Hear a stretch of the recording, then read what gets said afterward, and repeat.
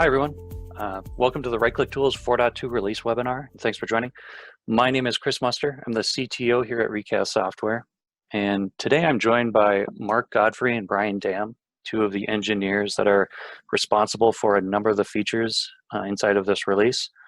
Brian's going to be keeping an eye on the Q&A section. So if you have any questions throughout the webinar, you can use the Q&A button inside of the Zoom application to ask them. If you're watching this on YouTube, you can also ask questions inside of YouTube, and Brian will keep an eye on those and try to answer them in real time. We'll also do an extended Q&A session at the end. So if questions come up that warrant a longer explanation, we might save those to the end to answer them live on the air. This webinar will be recorded, and we'll be releasing it and emailing it out afterward. As far as what we'll cover today, we're going to talk through the new release cycle.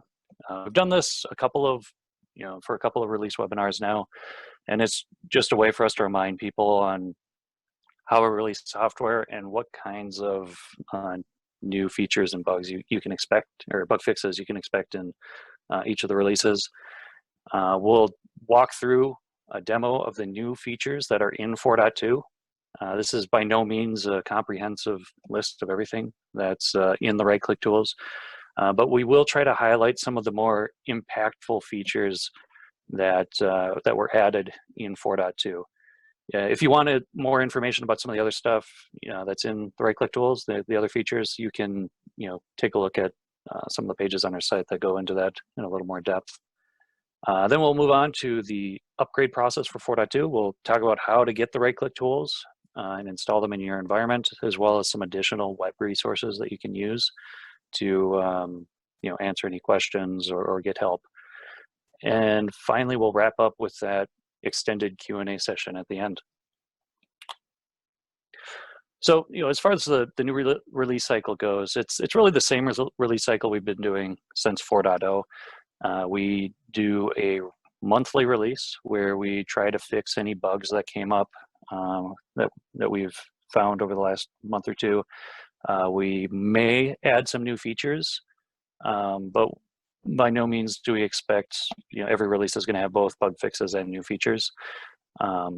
If you want to be notified of these monthly releases, you can enable bug fix notifications inside of your Configure Recast RCT window, or if you're on Recast Management Server, you can enable that in the Settings UI.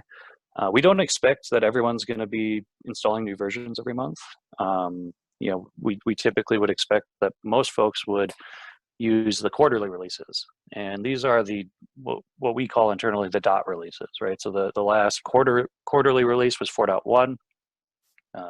This one is 4.2. They happen every 3 months, and they're basically a roll-up of everything that we've done in the last 3 months, right? So they'll include all the features and bug fixes in the last 2 monthly updates, as well as all the new stuff we've been working on that would have gone in to that new monthly update.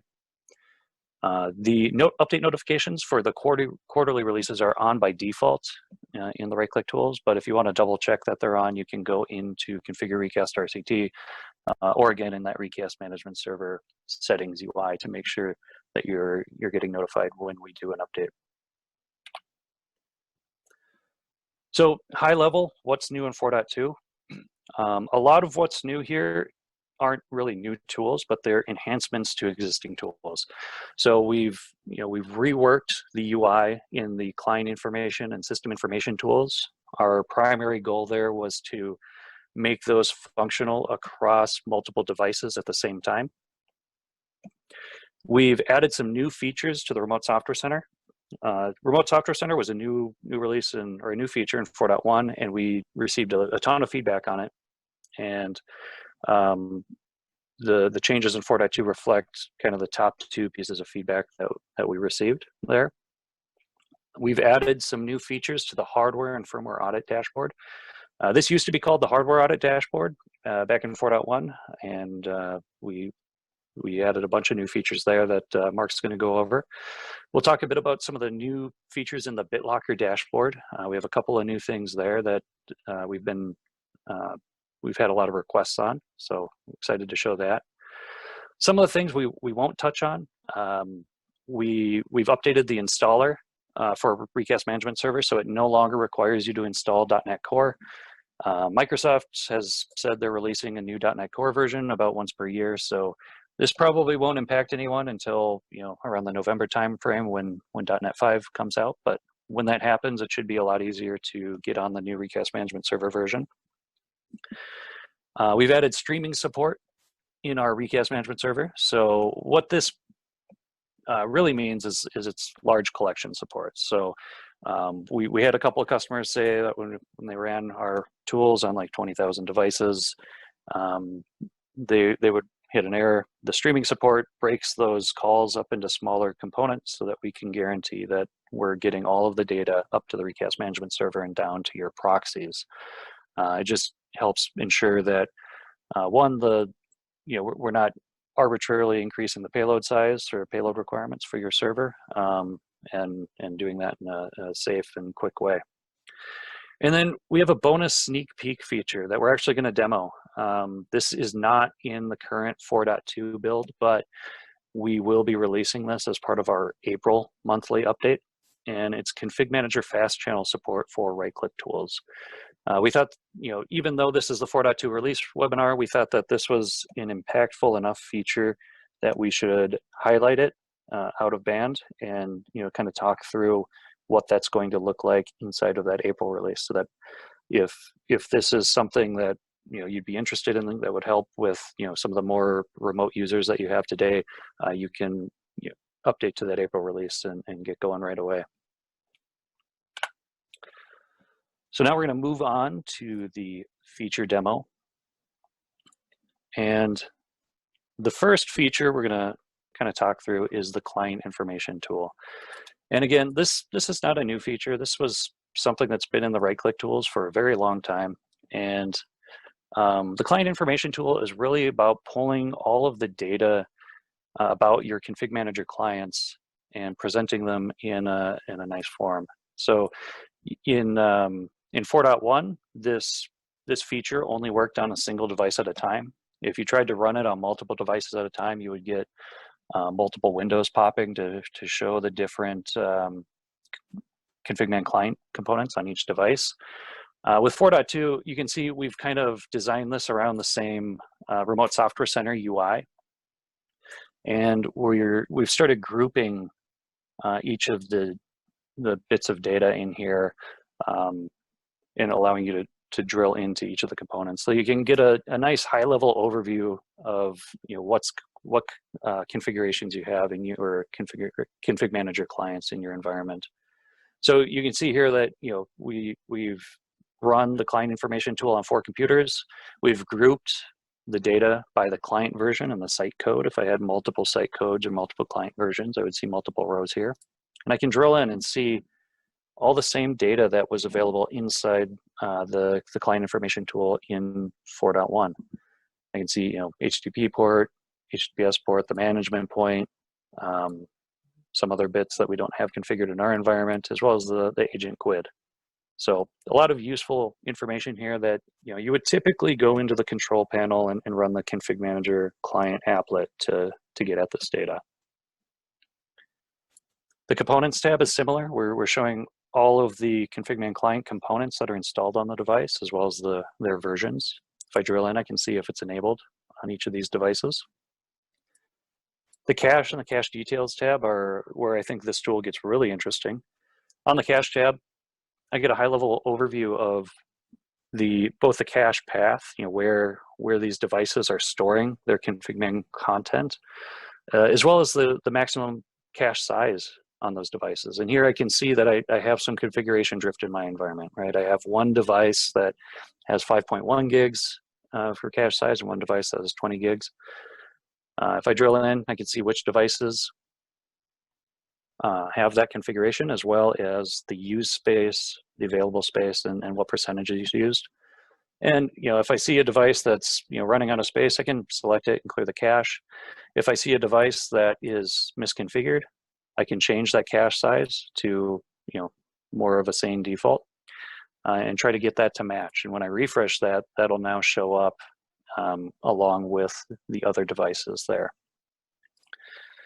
The cache details tab is another interesting piece of cache content here. So we can go in and dig into all of the pieces of content that are inside the cache on these devices, right? And new in 4.2, we actually do a call into the config manager server to try to identify what these cache items are. In 4.1, we were given a list of GUIDs, and while we love GUIDs here at Recast, it's often not the most useful bit of information to try to determine what content is actually here.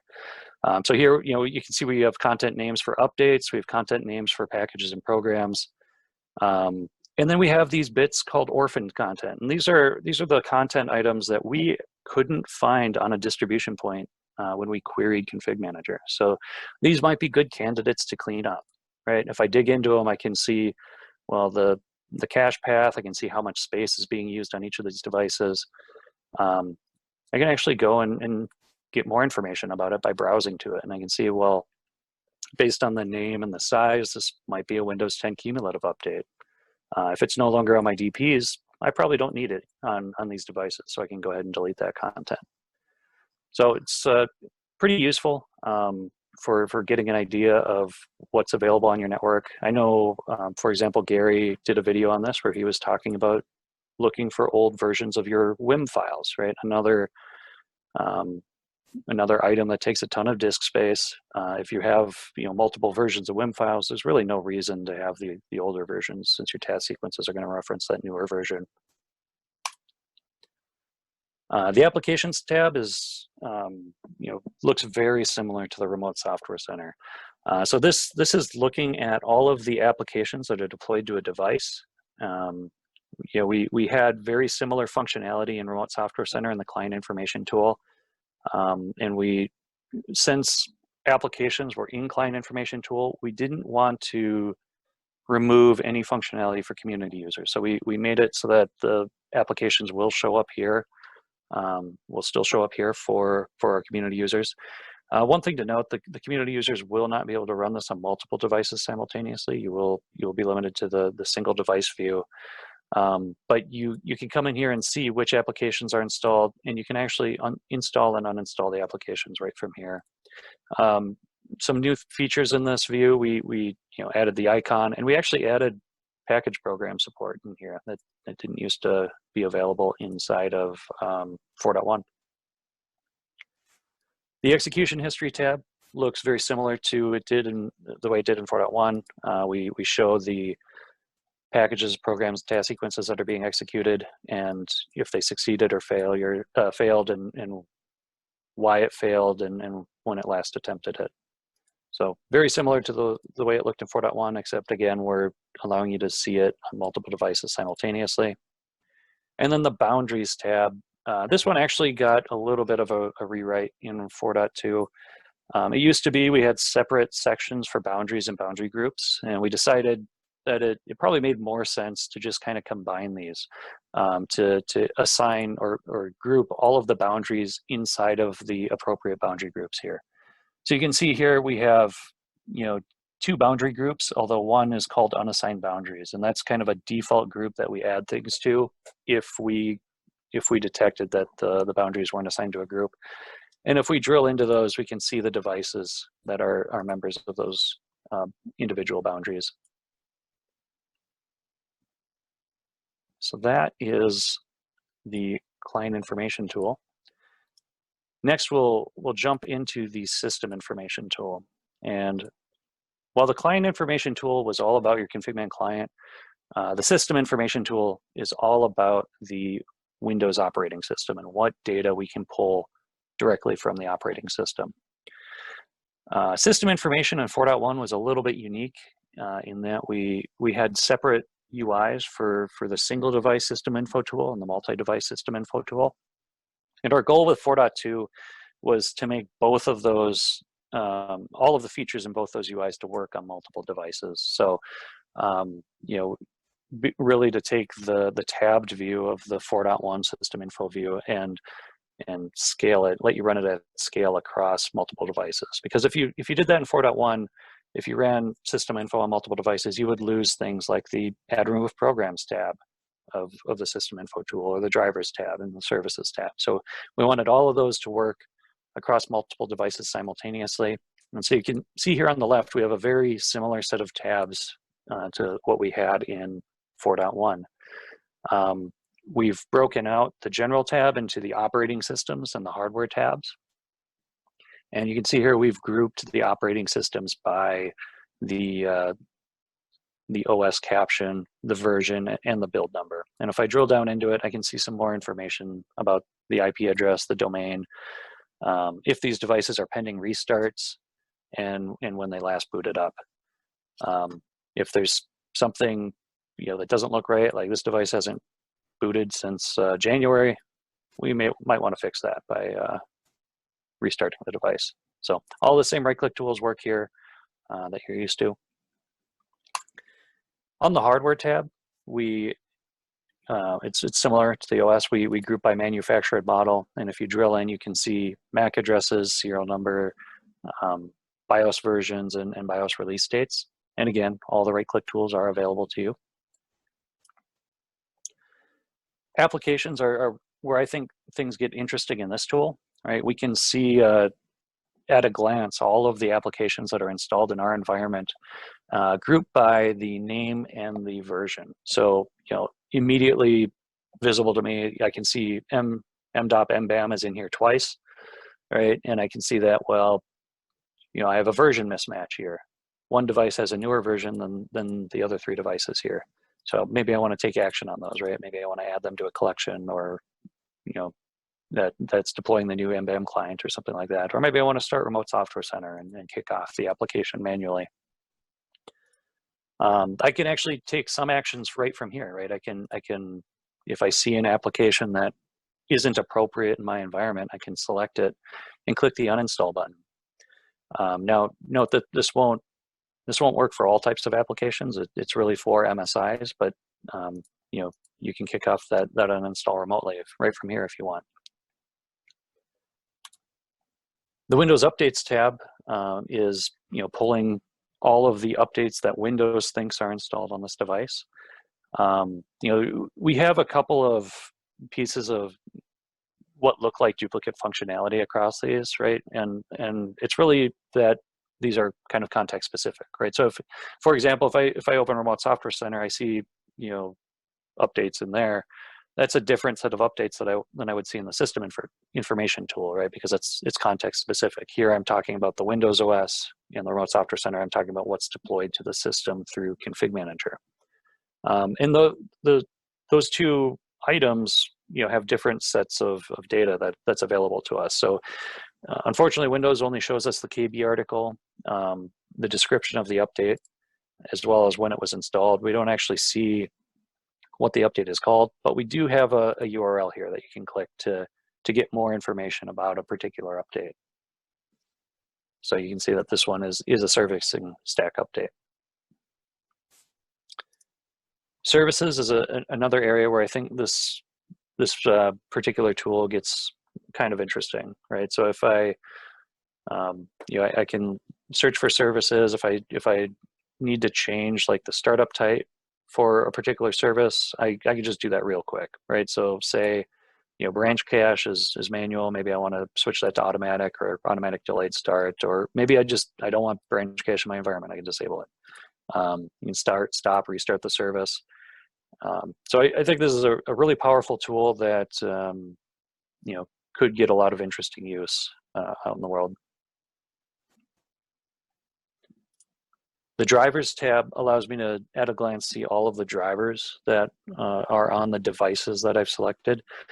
This is really useful for operating system deployment, right? I can, maybe look for the drivers that only have one device. Now, some of the drivers are, built-in Windows drivers, and they're, because they have, a different device ID or something, we could probably ignore them.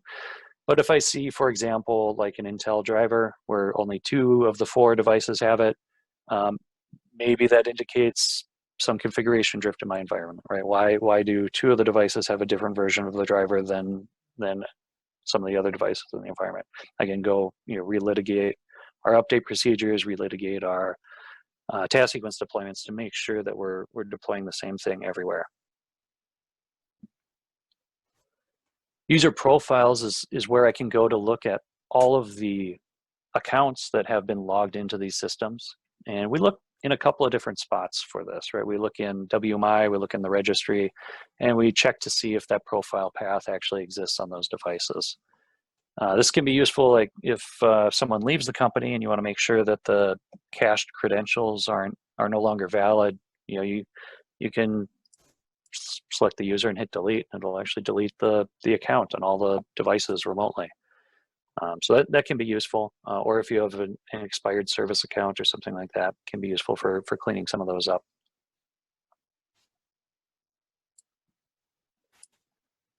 The local group members tool allows me to see all of the local groups on these remote devices, and as well as see who's in each of those. I think this is really useful for example, the local administrators group to audit who's in these groups and which devices have that user in that group, right? So for example, like we see this Snickers account, maybe we don't want an account named Snickers in our environment. I can just go ahead and remove it from those devices.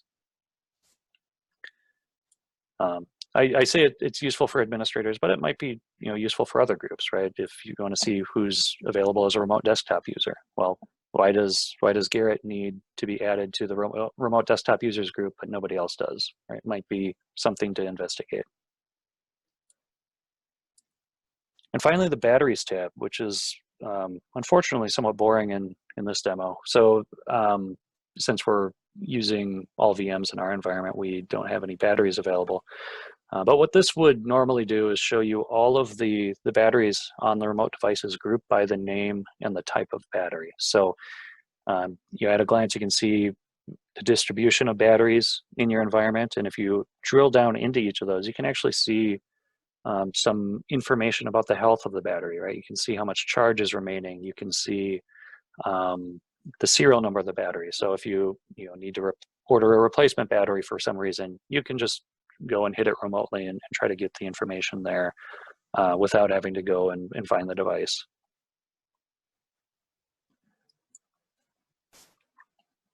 So that concludes the system info tool. The next tool we're going to show is the remote software center tool. And again, this, like I mentioned before, this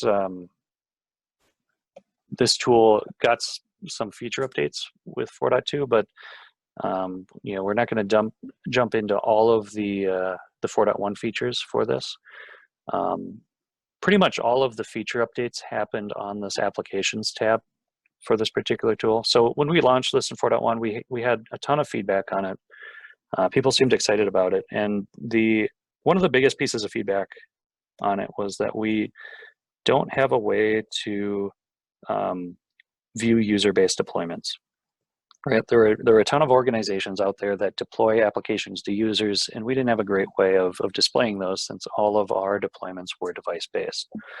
So, when you launch this tool, by default, we're going to show the same view that we had before, the device-based deployments, but now we have this new drop-down up here on the top that lets me select various user accounts that I can view the applications deployed to those users. And this list of users is based on a couple of things. One, it adds my user account because we typically would want to see the applications that are deployed to us on those remote devices, right? If we wanted to kick off an install. So if I hit my user account, it's going to pull the list of applications that are available to me, and we'll notice that it's actually a different list than what showed up in the device list, right? So I don't have the config-man console here, but I do see it when I select my account. And so, I can deploy applications that are deployed to me or install applications that are deployed to me on remote systems without ever having to log into them, which is nice, right? So if I wanted to install the console on one or two of these, I could do that remotely, which is nice. The other users here in this list are pulled by the devices, or these are the users that are logged into the devices right now. So the idea here is that if I'm on the call, on the phone with someone and they need some help installing some piece of software, this is a way for me to just hit their device and make sure that the software that they're supposed to be installing through Software Center will show up, right? So if I choose a user here, it'll actually reach out to all of the devices and say what applications would show up on these devices if this user logged into them. And this is a little bit different than the one that I showed just now, or for my account, because I'm querying this as this user, but I don't actually have permission to install these things. So when I try to install them as that user, that's all grayed out, right? That's a permission granted to Michael B. It's not a permission granted to me. So I'm not able to install those unless I'm in my own context here. So that's the user-based deployments portion of Remote Software Center. The other bit that we added here is this errors section. And I didn't choose any devices that would error out, but if they did, we would have an error message here and a count of the devices that failed with that error message, and I could drill in and see which devices failed. In the initial release, we didn't provide a whole lot of feedback when things went wrong, so we thought it was important to add this errors section for this. And you probably noticed this in the system info and client info tools, but that same errors UI is showing up there. So we're kind of standardizing on that for all of the tools that kind of have this type of view. So that is all of the features in the Remote Software Center tool that are new in 4.2. Actually, there's one more that I forgot to mention. We also added support for the right-click tools here that you saw in the client info and system info tools. But that's everything that's new in Remote Software Center. And now Mark is going to take us through the hardware and firmware audit dashboard and the BitLocker dashboard as well. Thanks, Chris. If you'll all give me one moment to share my screen here, I'd appreciate it. There we go. Okay, so the hardware and firmware audit dashboard, as Chris previously mentioned, this was actually released in 4.1 as the hardware audit dashboard. That was always meant to be kind of a precursor with more to come. We have some other possible ideas to add to this, and here they are. So you'll see at the bottom here, the first thing we did is add some additional data properties. Operating system and OS version were not there before. That was actually a user request, so we added that in there. And then we also added UEFI status. Do you have UEFI enabled, or is it legacy BIOS? Is SecureBoot enabled or not? And then lastly, of course, the BIOS version. Unfortunately, our entire demo our entire dev environment is a bunch of Hyper-V virtual machines, so this isn't as fancy as you might hope. But if you had like Dell or Lenovo or HP or whatever in there, you'd see the actual versions from that. Likewise up here in the chart area. So with the hardware dashboard, you saw chassis, manufacturer, and model. And again, we have all VMs. Something we had before and we still have is this nested filtering. If you enable that, it takes the leftmost dashboard, and as you click on that, it filters the other ones based on that. Well, now in addition to these three, you can add some additional charts as well.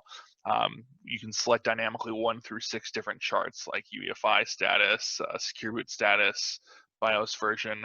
You can also drag and drop these to reorder them if you like. And then you can still do the nested filtering based on all of these. So this is particularly useful. The big idea behind this, at least when it was originally the hardware dashboard, was for 2 use cases, right? First and foremost, hardware refresh time. You probably have, what, a 3 to 5 year life cycle on all the hardware in your environment. And it's probably nice to know what you have when it comes time to replace that.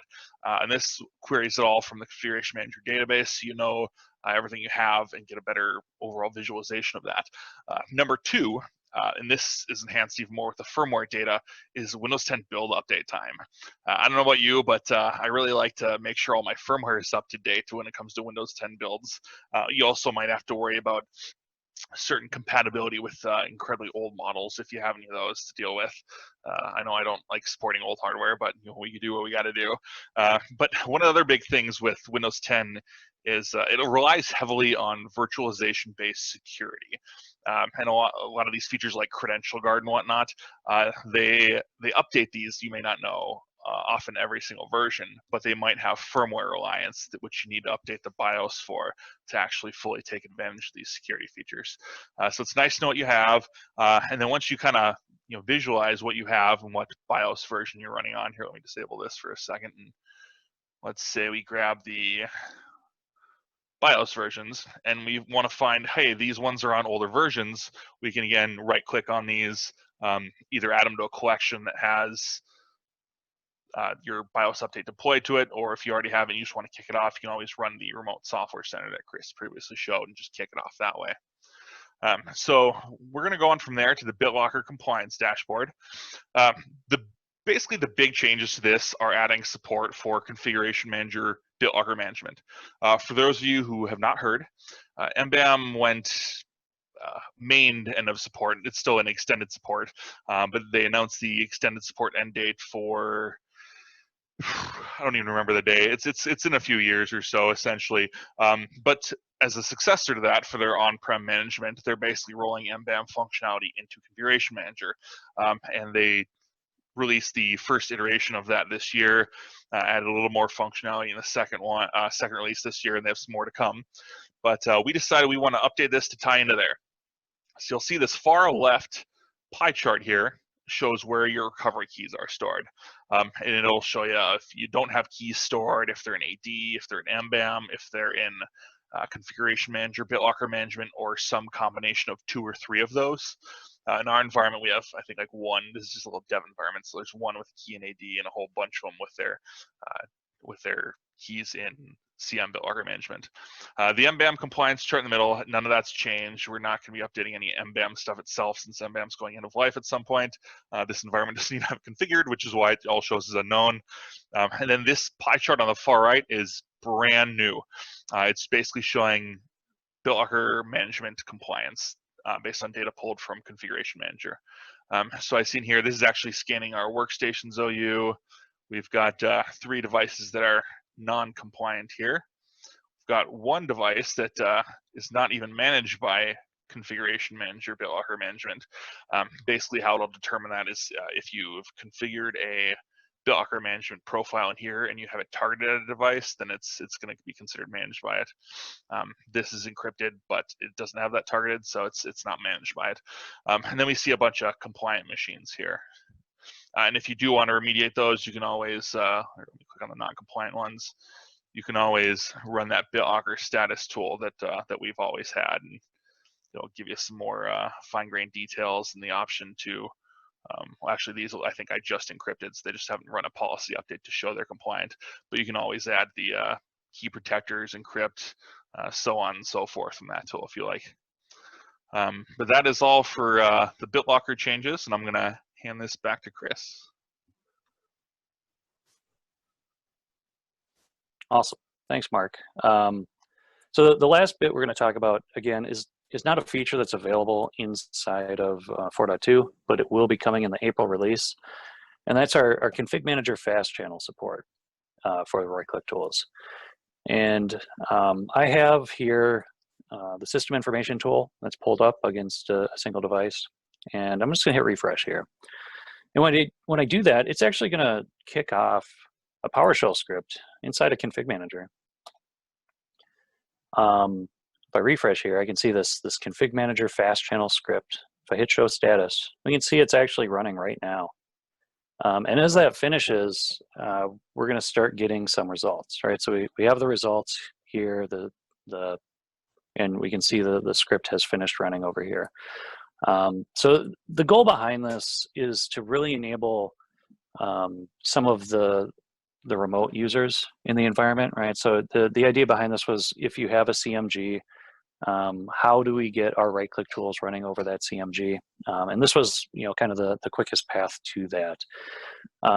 So, some things to note here. We do require in this iteration, we require the Recast management server to be configured, and we require that you import a Recast fast channel script. This script is going to be available in the extras folder inside of your right-click tools, and we'll have some documentation and probably a blog post on how to configure all that.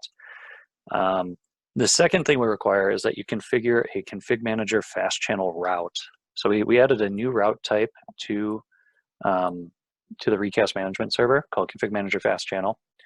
And basically, you have to give it a proxy that you want it to run, as well as a config manager scope, right? So you have to come over here and configure a scope. It can be either of the two device-based scopes, right? So you can use a device collection if you want to limit the devices that get targeted with this route to a specific collection, or you can say every device in my config man site gets this, right? So it's completely up to you. In this case, I've said every device that's in my site gets it.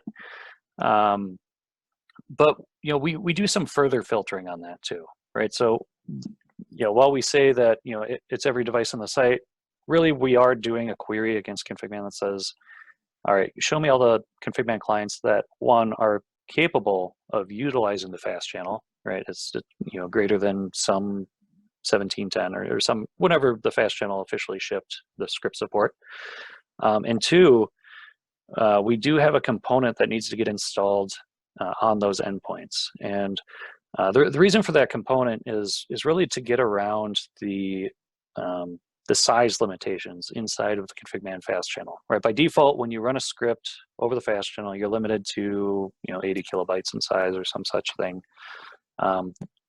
We basically have a WMI provider that gets installed on the devices that you want to run the fast channel or utilize that fast channel.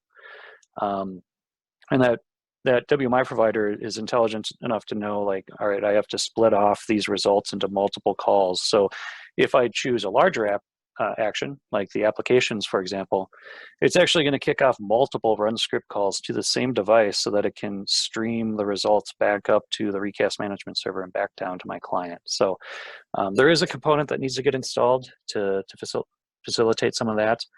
And again, we'll have more details on all of this once we release.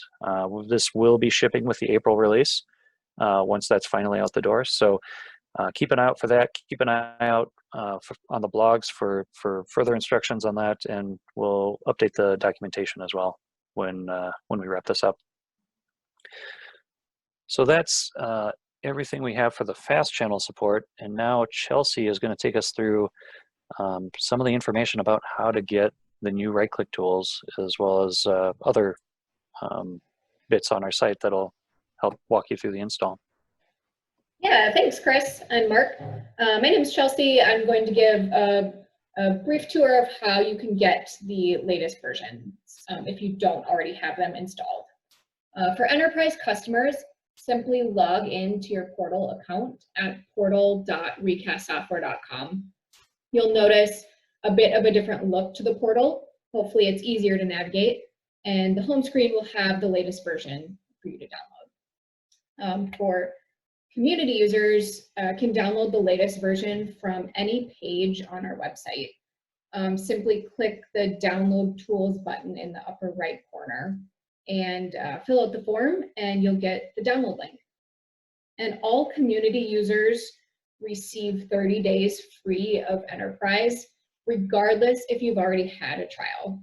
So you can try out all the features you saw today, as well as many others that are included within the enterprise edition.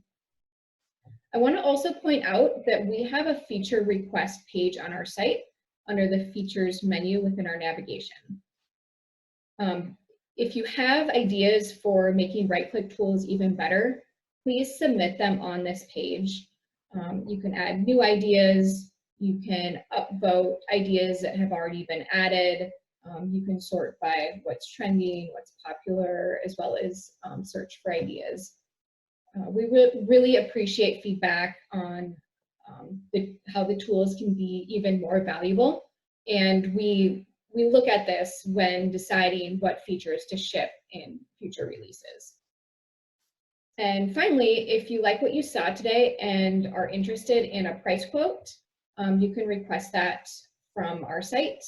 And if you're interested in getting a full walkthrough of what all is in the enterprise suite, you can schedule a one-on-one walkthrough on our site as well, if that's of interest.